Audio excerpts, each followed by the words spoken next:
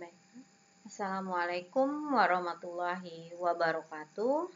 Kita ketemu pada materi ke-6 tentang metode transportasi. Metode transportasi digunakan untuk mengoptimalkan biaya pengangkutan atau transportasi komoditas tunggal dari berbagai daerah sumber menuju berbagai daerah tujuan. Metode transportasi juga dapat digunakan untuk perencanaan produksi. Data yang dibutuhkan adalah level suplai pada setiap daerah sumber dan level permintaan pada setiap daerah tujuan. Untuk kasus pendistribusian barang, jumlah produksi dan jumlah permintaan, kapasitas inventory pada kasus perencanaan produksi. Jadi, kalau kita ingin menggunakan metode transportasi untuk kepentingan perencanaan produksi, yang kita perlukan adalah suplai pada setiap daerah dan level permintaan pada setiap daerah. Biaya transportasi per unit komoditas dari setiap daerah sumber menuju berbagai daerah tujuan pada kasus pendistribusian. Jadi kalau kasus pendistribusian yang kita perlu perhatikan adalah biaya transportasi per unit komoditi dari setiap daerah sumber menuju ke daerah tujuan. Jadi berapa biaya angkut per unit dari sumber ke tujuan, itu yang menjadi perhatian kita. Biaya produksi dan inventory per unit pada kasus perencanaan produksi. Oke. Kendala hanya ada pada satu jenis komoditas. Jadi untuk metode transportasi ini kita hanya membahas satu jenis komoditas. Pada dasarnya setiap daerah tujuan dapat menerima komoditas dari sembarang daerah sumber kecuali ada kendala lain. Jadi artinya gini, kita hanya punya satu komoditas, kemudian komoditas ini mau dari manapun akan diterima oleh daerah tujuan. Kendala yang dapat terjadi adalah tidak adanya jaringan transportasi dari suatu sumber menuju satu tujuan. Jadi misalnya kita punya sumber A, B, C. Kita punya tujuan X, Y, Z. Mungkin ada dari A ke Y itu tidak ada jalur transportasinya. Sehingga Y ini misalnya dia hanya bisa menerima dari C. Nah, itu suatu kendala. Kemudian waktu pengangkutan yang lebih lama dibanding masa berlaku komoditas. Jadi misalnya produk yang kita distribusikan itu punya masa berlaku. Nah, jarak dari satu sumber ke tujuan melebihi dari masa berlaku. Misalnya kita punya produk buah. Nah, buah itu dia hanya bisa bertahan dalam 24 jam. Jarak dari sumber ke tujuan lebih dari 24 jam, maka itu tidak bisa juga. Itu adalah suatu kendala. Ini diagram jaringan transportasi. Jadi penawaran atau permintaan, ini sumber, ini tujuan. Nah, dari A1 bisa ke B1, ke B2, B3, dan seterusnya. Begitu juga A2 itu bisa mendisplay ke B1, B2, dan seterusnya. Nah, ini untuk keterangannya. Sistem transportasi sama dengan sistem produksi. Metode transportasi tidak hanya digunakan dalam pendistribusian barang, tetapi dapat juga digunakan untuk mengoptimalkan sistem produksi. Tadi ya. Persamaan elemen antara sistem transportasi dengan sistem produksi ditunjukkan pada tabel berikut. Nah, ini transportasi, ini produksi. Sumber I kalau di transportasi akan menjadi periode produksi. tujuan J akan menjadi periode permintaan J. Suplai pada sumber I akan menjadi kuantitas produksi periode I. Permintaan tujuan J akan menjadi permintaan periode J. Biaya transportasi per unit dari sumber I ke tujuan J. Biaya produksi dan inventory per unit dari periode I ke J. Nah, inilah perbandingan elemen-elemen yang bisa kita gunakan. Ini yang sebelah kiri untuk kasus transportasi, yang sebelah kanan untuk kasus produksi.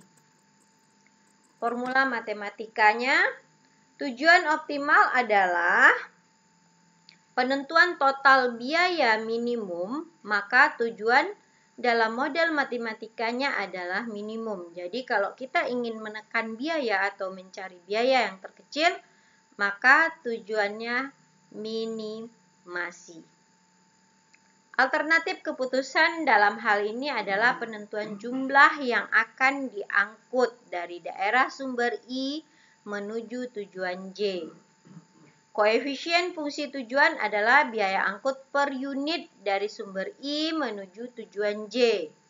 Kendala atau sumber daya yang membatasi adalah jumlah suplai pada masing-masing daerah sumber dan jumlah permintaan pada masing-masing daerah tujuan.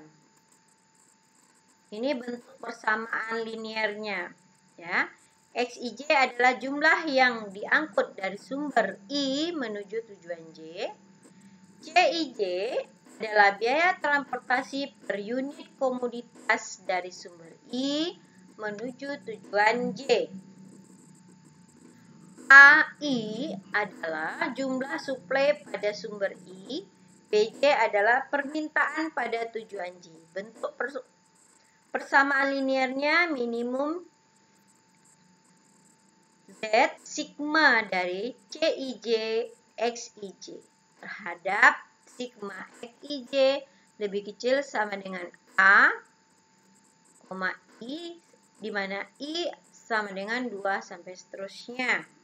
Sigma Aij lebih besar dari B jika J untuk J ya bernilai 1, 2, dan seterusnya.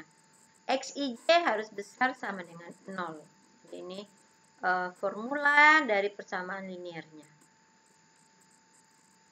Nah, kita masuk ke metode transportasi seimbang.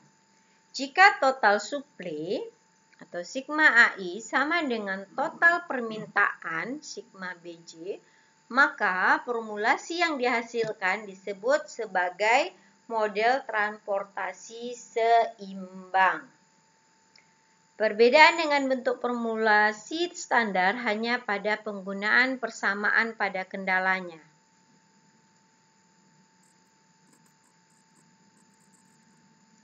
Nah, yang pertama kita lakukan pada metode transportasi adalah penentuan solusi awal. Penyelesaian menggunakan metode transportasi dapat dimulai dengan penentuan solusi awal. Penentuan solusi awal dapat dilakukan dengan memilih salah satu dari metode. Ada 3 metode nanti yang akan kita pelajari. Yang pertama ada metode sudut barat laut. Yang kedua ada metode biaya terkecil, dan yang terakhir metode Vogel's approximation method, ya. Solusi awal layak dilihat dari jumlah sel yang teralokasi. Solusi layak jika jumlah sel yang terisi sebanyak M plus N min 1, di mana M menunjukkan jumlah sumber dan N adalah jumlah tujuan. Nah, ini yang akan kita bahas mungkin untuk minggu ini 1 metode, minggu depan kita coba 2 metode. Kita langsung masuk ke contoh. Kasus pertama, PT XYZ mempunyai 3 pabrik yang berlokasi di 3 kota berbeda dan memproduksi minuman ringan yang dibotolkan. Produk dari ketiga pabrik didistribusikan ke 5 gudang yang terletak di 5 kota daerah distribusi. Biaya angkut per rak minuman dalam ratusan ribu. Jumlah suplai pada masing-masing pabrik dalam ribuan krat. Dan jumlah dan daya tampung pada masing-masing gudang dalam ribuan krat. Setiap hari ditunjukkan tabel berikut. Nah, ini sudah ada tabel pendistribusian dari gudang ke pabrik. Nah, perhatikan tabel yang paling atas. Tadi dia punya 3 pabrik yaitu A, B, C. Kemudian dia punya gudang 1, 2, 3, 4, 5. Nah, biaya distribusinya dari A akan mensuplai ke pabrik ini, ya. A itu punya suplai yang paling banyak, dia punya 500. Untuk pabrik B 300 dan pabrik C 600. Kemudian untuk gudang 1 daya tampung maksimumnya adalah 300, gudang 2 400, gudang 3 200 dan gudang 4 300, gudang 5 200. Nah, ini yang di tengah adalah biaya angkut, ya. Jika kita mengangkut dari pabrik A menuju gudang 1 biayanya 2. Jadi kalau misalnya kita mengangkut dari pabrik A ke gudang 2 biayanya 5 dan seterusnya, ya. Ini bisa dipahami maksudnya. Kalau dari gudang C dari pabrik C ke gudang 1 11 dan seterusnya. Nah, ini biaya. Kita rubah tabel ini menjadi tabel transportasi dengan mengganti letak, ya, memindahkan letak biaya yang tadinya seperti ini, kita bikin dia di pojok kanan atas setiap sel.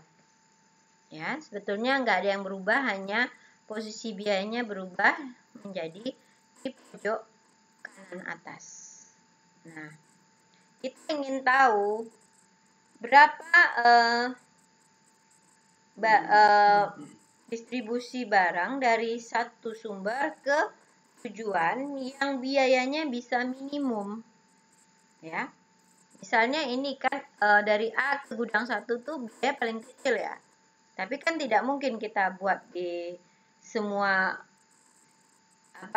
hasil dari sumber atau pabrik A itu kita masukkan ke gudang 1 karena ada kapasitasnya, ya. Kalau A itu kan dia bisa menghasilkan 500, sementara kapasitas dari gudang 1 itu hanya 300. Jadi ada sisa. Kemana sisanya? Nah, itu yang harus kita tentukan. Gimana kombinasi, ya, jumlah pengiriman barang dari sumber ke tujuan yang bisa menekan biaya angkut. Oke. Kita gunakan metode yang pertama, yaitu metode sudut barat laut.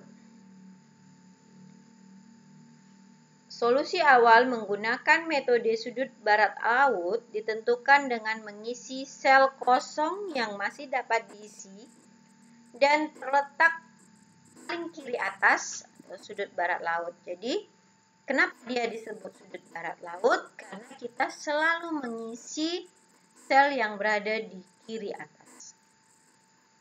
Jumlah yang dialokasikan pada sel kosong tersebut tidak boleh melebihi jumlah suplai pada sumber dan jumlah permintaan pada tujuan J.